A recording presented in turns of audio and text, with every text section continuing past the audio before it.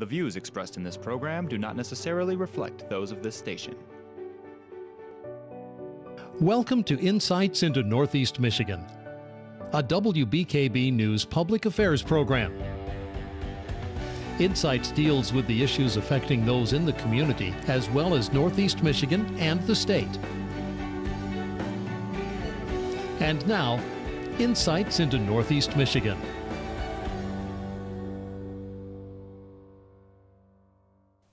Welcome to this week's episode of Insights. I'm your host, Alyssa McCann. According to researchers, there have been 14 school shootings so far in 2018, averaging one per week. I got a chance to sit down with Sheriff Kalashevsky from Alpena County Sheriff's Office to talk about school safety. With everything that is going on in the world with, gun control, school safety, these school shootings that are happening, how does this make you feel as a sheriff in a small town? Well, it makes me concerned with what's going on, especially for our rural schools. Quite honestly, they don't get the patrol that they should, and that's why we've stepped up what we're doing lately. And you want to go into details about what you guys are doing lately to ensure that kids are safe at school? Sure. So what we're doing now is randomly we have our patrols going into the schools and making sure everything is safe, going in and talking to the kids, talking to the teachers and the principals, and making sure everything is good with them, get to know the police officers, students get to know the police officers as well, and makes them feel a lot more comfortable. It seems like things are changed or talked about sort of after the fact. It's sad that these tragedies need to happen for there to be larger conversations. So what else do you think that, you as a sheriff, your department can improve on to make sure that these kids and these teachers and their parents feel safe? Well, I think some of the things that we can improve on and continue to improve on, obviously, is our reaction to active shooter situations. I think we need to continue that type of training. I recently talked with a lieutenant from the state police, and we're in the process of arranging that again this year. So we'll have active shooter training again for schools. We're looking at probably going into some of the schools when the students aren't there, and practicing the response. And talking, obviously, is extremely important. I think the parents need to talk to their children to let them know that these types of situations are out there and how to respond appropriately. And describe your relationship with other police forces here. Obviously, you guys have to have some sort of communication throughout these situations. The thing that happened a couple weeks ago at Ella White, we saw everybody there. It wasn't just one specific law enforcement. So do you want to describe your relationship? Oh, we have a great relationship with all the agencies, so with the state police and with the city police department. And we have to.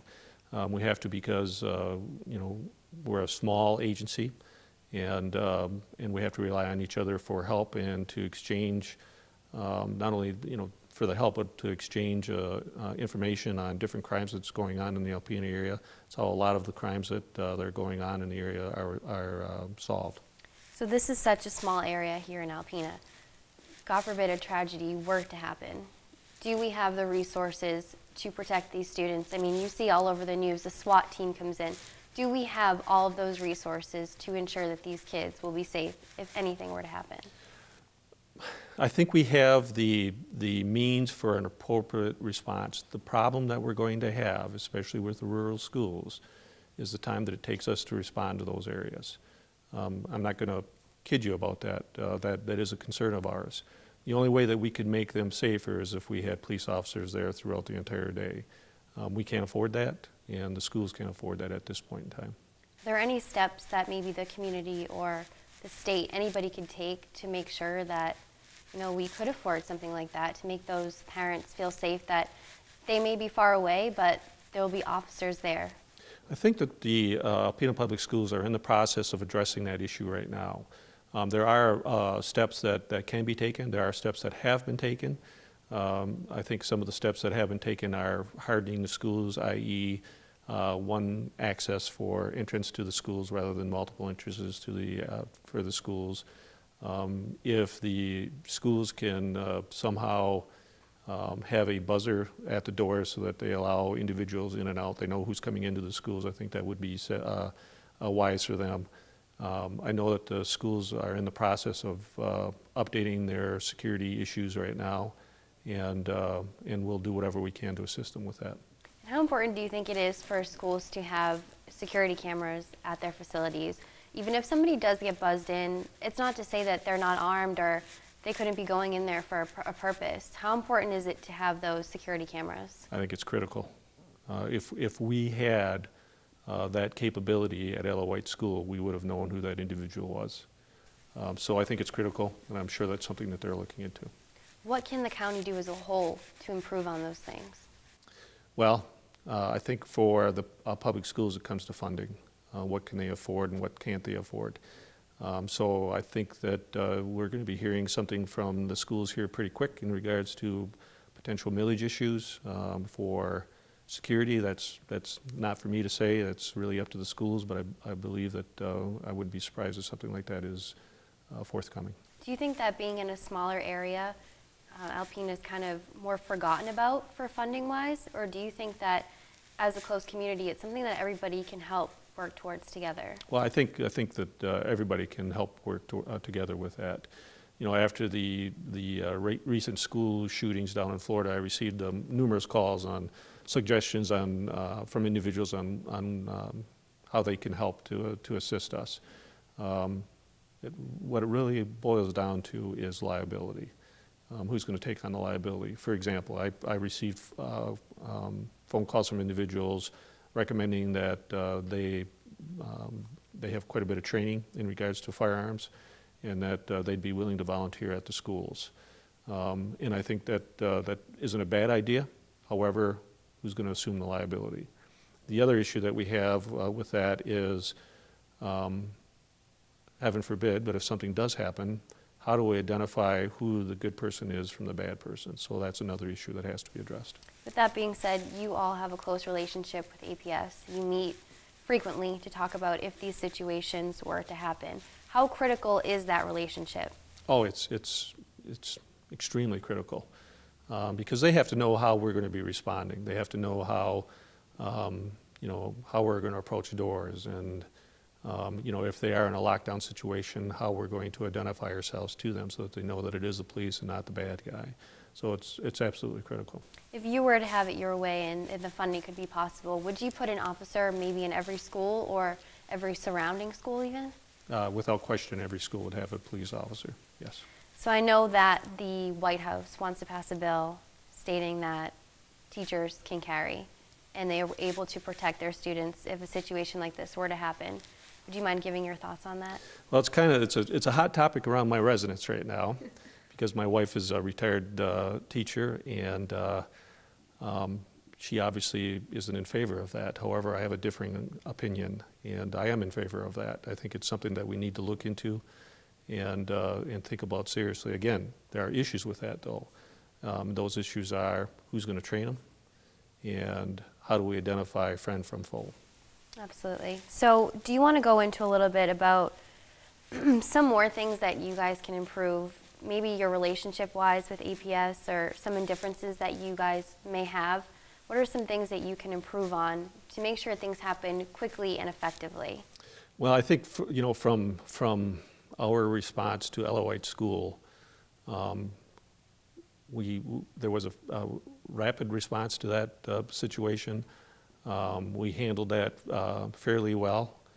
There's always critiques that we can do and learn how to improve those situations. So I think that as far as our relationship with APS, we have a great working relationship with APS.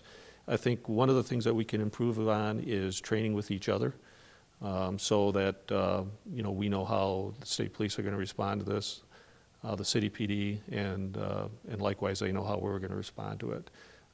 We're there already. We already have some ideas of how we're going to respond, but training with each other I think is vitally important, and I think that's something we're going to be doing this summer. Being in such a small area, it's not often that huge news things happen here. So why is it so important for such a small area to be on top of things like this, to get control of the situation before they even happen? Well, your last comment is exactly right, before things happen. So obviously if there's comments out there right now or opinions about if you see something, report it. So if you see something suspicious, report it. Have us look into it. That can alleviate a lot of bad things from happening. So I think that's probably it right there. A lot of people have stated, we've gotten some feedback from residents here, why not put veterans in schools? Again, that could raise a lot of issues, or maybe that could help. What do you think about that? I think, again, that's something that we need to look into. I have no idea. I know that there are some veterans out there who have pretty good experience with firearms. So I really don't know what their experience would be in regards to that. I know that there's all kinds of facets with the military. So I'm not exactly sure what type of training every one of those individuals would have. Again, it just all boils down to liability. And now, everything that is happening with Parkland, Florida, everyone's trying to make a difference and make a change. What do you think can stop all of this from even happening? I think it's going to be extremely difficult to stop it from happening, because if you take away one means of a person being able to do this, you're going to, those individuals probably will find another way of doing something like that. I think some ideas might be, we really have to do something to improve our mental health standards nationwide. So I think that's critical. I think it's critical for individuals to report suspicious situations so that law enforcement can respond to those situations. And I think law enforcement in some ways probably needs a little bit more teeth, so that if we respond to something, we can take action on those problems. Coming up next on Insights, an Alpena High School student gives her take on school safety. Welcome back to Insights. I got a chance to speak with high school student Connie Fluharty, who is passionate about school safety and recognizing mental health issues. Take a look.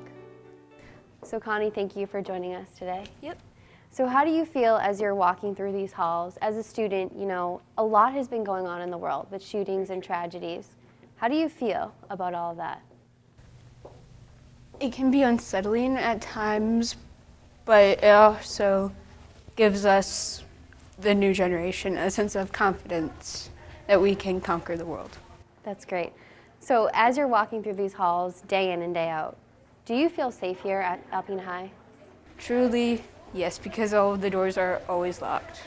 And if things were to change and laws were to pass, how would you feel about teachers or, anybody in the school carrying guns to keep you kids safe? My personal stance is that teachers shouldn't, because they carry so much on their plates right now. My mom is a preschool teacher down in Osney currently, and so I know that she would not feel confident about wearing a gun on her hip at all times or keeping it in a drawer in her desk or anything. So yesterday you participated in National Walkout Day, where you weren't allowed to physically walk out. How did things go yesterday in the gym? It went really well. There was a huge crowd there, and dozens of people wrote letters. I personally wrote 5. So. And what did some of the letters say? Our opinions should be validated by Michigan Congress and the U.S. Congress, and there should be legal reforms in gun control. Now, with that being said, do you feel, you can give your personal opinion here, do you feel that it is the guns killing people or that it's people? I think it's the people more than the guns, because mental illness in America, in the United States of America, is just now getting validated as a problem, and we're still trying to figure out how to fix it. Yesterday you got to speak your opinion, state your mind, and that must have been a relief for all of you. Yes, it was. And there's been a lot of backlash, not just from you guys, from parents of students here or adults in the community, but nationwide, saying why are these students speaking out? There's so many other issues they could be focused on. What are your thoughts on that? I know people who say that we should have done walk-ins, not walk-outs, where we befriend our person that we've never met before and is lonely. And in the long run, that will help. But in the short term, what we need most right now to give us a jump start, we need to not have protests, but we need to write our congressmen and congresswomen and congresspeople and just show them that we are here. And speaking of change, is there anything that you think that the school needs to do to keep you more safe or to make you feel more safe or to let students know, you know, this is a safe area? We hold assemblies now and then saying that it's okay, we are here if you need somebody to talk to, and I think we should have more of them. And what about lockdowns or soft lockdowns? What are those like for you guys? Absolutely terrifying, because on March 1st they said we are now going into soft lockdown, but I had no idea what that meant because I've prepared for fire drills, lockdowns, tornado drills, but I've never heard of a soft lockdown, so I had no idea what to do. And what does a soft lockdown compared to a normal lockdown entail? A lockdown is where we have to stay in our classroom and nobody can leave or exit the building or leave or enter the building. But in a soft lockdown, we can travel as we please normally, but we can't go in or out of the school. So let's talk a little bit more about some of the inspiration that you have about this. I know you're very passionate about this. So where did all this inspiration come from? The Orlando nightclub shooting that affected the LGBTQ plus community. At Pulse nightclub? Yeah, Pulse. That affected me, that hit me in the heart because I am an ally and I was only 13 at the time and I didn't know what guns were at the time. After that, I became more involved, and after Parkland, I just knew something would have to happen.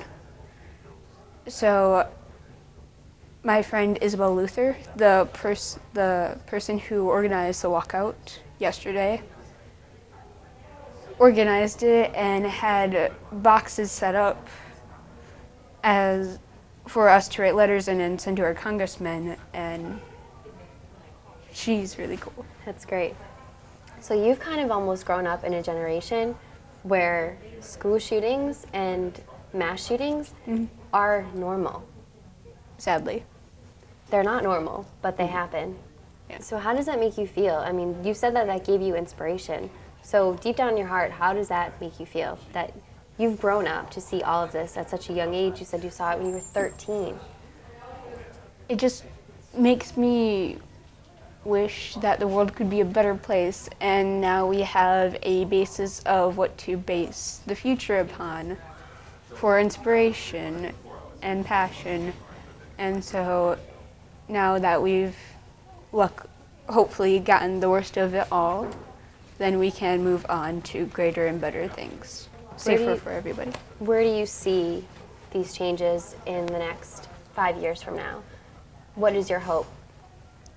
My hope is to have more liberal, I guess, Congress people where they are aware of mental illness, that it's not just you're normal or you're not, there's a spectrum.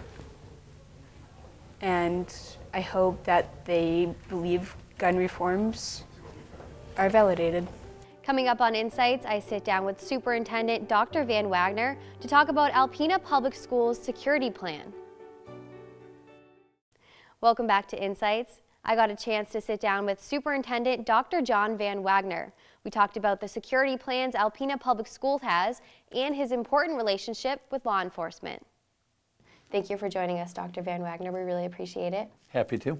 We're going to talk a little bit about school safety. Nationwide, we've been hearing all about school shootings and the tragedies that have occurred. Does it ever make you feel worried about something like that happening here? You know, I worry, just society in general, not just our schools, but, we've seen these situations happen, unfortunately, in churches around the country, and And even as people are going to supermarkets, or even, as they're driving down the road, we've had incidences in Michigan and where there's been, shootings of people just out trying to buy a car, So, it does worry me all the time. I feel the parents and the community, want their schools to be safe and expect them to be safe. And their most precious commodity is their children that are grandchildren that they send there every day.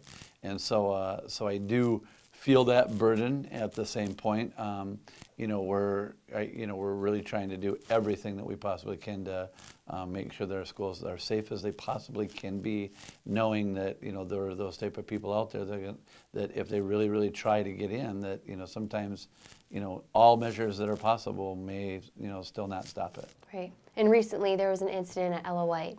It really caused a scare in the community between children, parents, teachers, staff. Everybody was really worried about that. What changes have been made since that incident? Well, the one thing I'd say that about Ella White is it really, to be honest, has been what I would think is our safest building. That it was built at a time where they were more of a fortress, kind of a fallout shelter type building that has very small windows. All the doors were locked all the way around the entire building, and it's our one building that for a while has had a entry system that has a camera and a buzzer and the ability for them to unlock the door from within the office. So, really from that standpoint, that building has been the safest. And fortunately, when that incident happened, all of the doors were locked, so that there was a person that tried, is reported to have come to a door and possibly tried to open it, but didn't. And once a 911 call happened, our law enforcement was there literally within under a minute. And so I feel really strong about, our conversations and plans we've had with our law enforcement and the support they give us. That being said, we are continuing to look at all of our buildings across the district for what we can do right now, understanding that many of our buildings were built without this horrible thought that these things could happen. You take our high school, for instance, it's just surrounded by glass. You take, doors that, are just have glass windows in them for exits, large windows outside of classrooms. And so we're evaluating all of that. We have, the board has hired a construction management company and architect that has been looking at facilities, but we really now are really trying to emphasize, and we have asked them to look at every building from a safety and security standpoint to see what could be done with them to make them as safe as possible. Absolutely. So with that being said, when do you think all of those changes could come into fruition?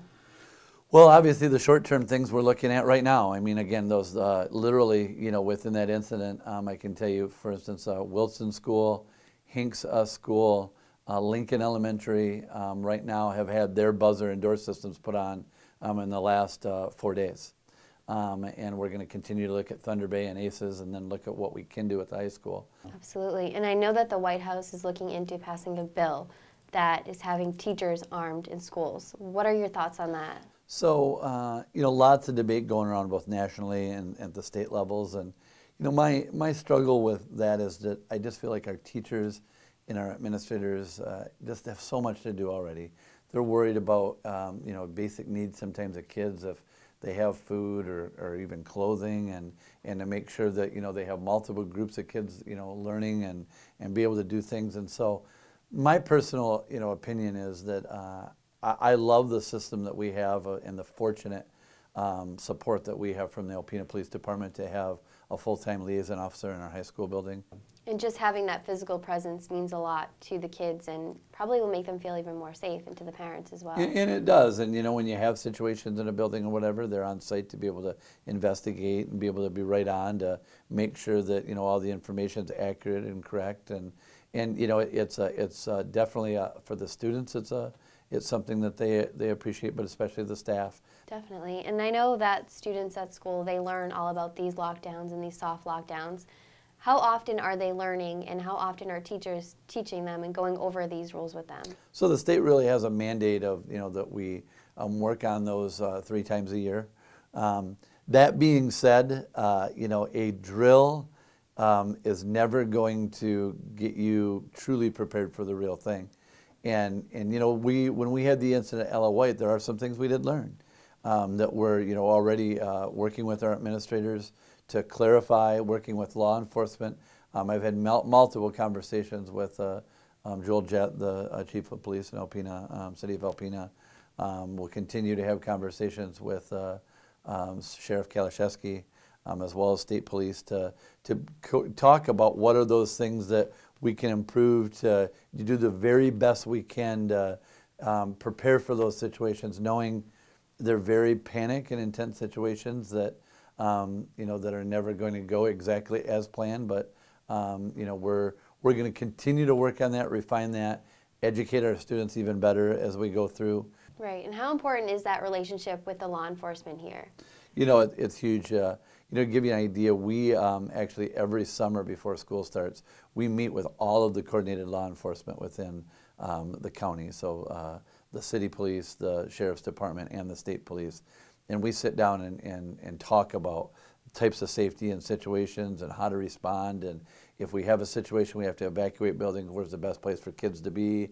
How do we go about that? And so when I came in as superintendent, right away we did update our safety plans. That's great. And I know that at a few of the schools here, there's been some threats that students have made towards the school. What's your message to students to let them know how important it is that they don't make these jokes or these hoaxes? Well, again, you're dealing with safety and people's lives. And, you know, we really are not going to, you know, from a disciplinary level, we're not going to tolerate any of those things. That's great. And I know that you guys have the OK to Say program. How has that been going so far? So statewide, there's the state has put together a program called OK to Say, which is essentially an anonymous tip line, where if there's any situation where a student or an adult, a parent feels like they've heard something that they feel could create an unsafe situation for any individual student, or is creating an unsafe situation, that they can report that with no repercussions. It's totally anonymous. That's great. And is there anything else you'd like to add to wrap this all up? Just, you know, we take this very, very serious. Again, that, you know, I know that the most precious, you know, thing that our parents and grandparents and people in our community have are the kids that sit in that school every day. And I'm constantly working with our administrators and our school board to have the conversations that I think need to happen moving forward, especially with our facilities, to look at what is the way that we can make them the most secure that we can. It's going to take some resources to do that, but it's a conversation that I feel as a community we need to have, and we need to have it rather soon. That's great. Thank you so much. Really appreciate your time again. Thank you very much. Insights into Northeast Michigan is produced by WBKB News. If you have any comments, suggestions, or topics you would like to see on a future show, please email WBKB News. This has been a production of Thunder Bay Broadcasting Corporation. All rights reserved. The furniture and set design for this episode of Insights is provided by Young Appliance Art Van Furniture on US 23 South, Alpena.